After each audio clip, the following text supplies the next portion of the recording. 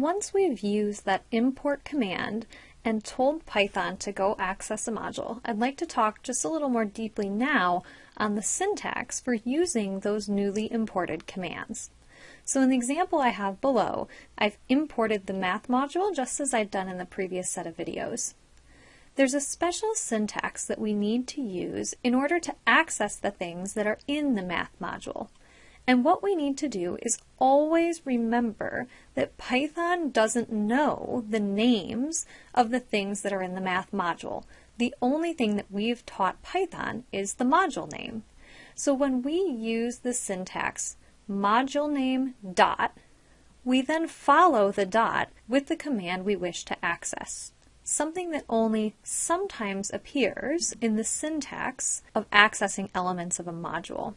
Now the reason for this is a little bit beyond where we are right now, but in essence, there are different types of things that live within the math module. For example, pi is a constant that lives inside the math module. In other words, it's a number, it's a floating point data value that we need to go get the value of.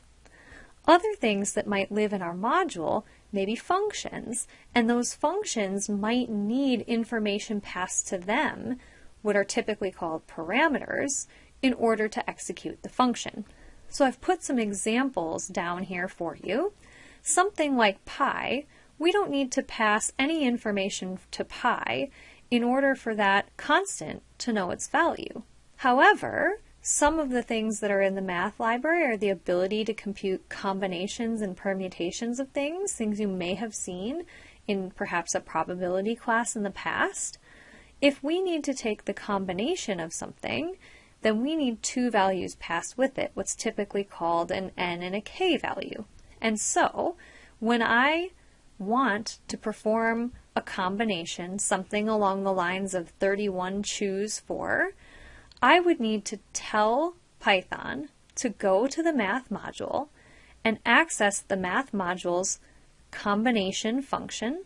The syntax for that is comb. And that combination function is meaningless if I don't tell it what to take combinations of.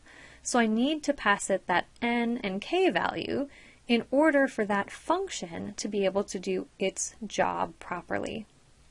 So that's a part that can be kind of confusing about using all these brand new functions. The part that's always constant is we need to write the module's name, sometimes called like a prefix.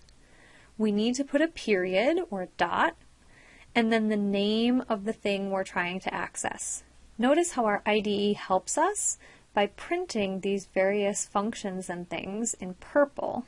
Whether or not we need the parentheses after the command or any amount of parameters on the inside of those parentheses all depends on the thing that we're trying to do and the command we're trying to access. If you're worried for a moment thinking, well, how on earth will I ever know that? Then I want to tell you that the answer is you need to look it up. You need to Google it, really. We have the full internet at our disposal. We should use it. So whenever you're learning about a module or importing a module and you need to know all of the specifics about the commands you're trying to use, what I would say is get on Google and search with the words Python, whatever the name of your package is, module. For example, Python math module. Almost always the best documentation is going to be your official Python documentation, which will come from docs.python.org. And if you search directly instead of clicking on some sort of link that I could embed in these slides, it will update as time goes on and Python creates new versions of itself. However, that official documentation can be a little bit daunting and overwhelming, so often there are tutorials on the most popular Python packages that you can access, and some of the best websites I've found at the moment are realpython.org and towardsdatascience.com. So just as an example, if I exit out of the slides for a moment and head on over to Google, I could search for something like Python Turtle Library. The first thing that comes up is from docs.python.org, which is Python's official documentation on this module. It gives me an introduction. It has a navigable side panel right here where you can jump around and you could scroll down, and it actually is quite helpful. However, you can also find things like realpython.com's The Beginner's Guide to Python Turtle that gives a lot of examples as you go along.